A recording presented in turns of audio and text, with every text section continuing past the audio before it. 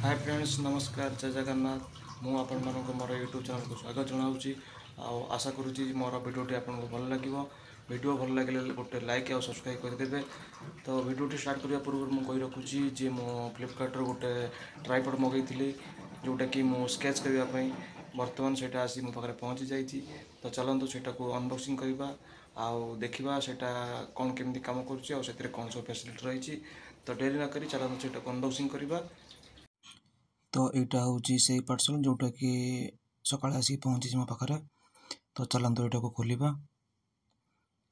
तो एमती किसी अच्छी भितर देखा कौन अच्छी यहाँ हूँ फ्लिपकार्ट इनवॉइस जोटा कि आमको किसी आवश्यक ना ताको साइड रखिदे डायरेक्ट बॉक्स ओपन करवा देखा से कौन अच्छी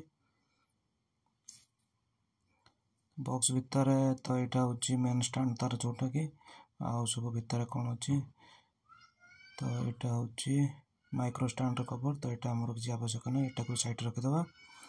तो स्टैंड तो बहुत हेवी लगुच भल क्वालिटी भी अच्छी। तो यहाँ को पूरा ओपन करवा सब देखा कौन कौन अच्छी। तो यहाँ हूँ मोबाइल स्टैंड। तो यहाँ को भी खोलीदे एमती सब कवर करदे। यहाँ हूँ जोटा कि टेबुल लगेवाई यहाँ देती यहाँ हूँ कैमरा।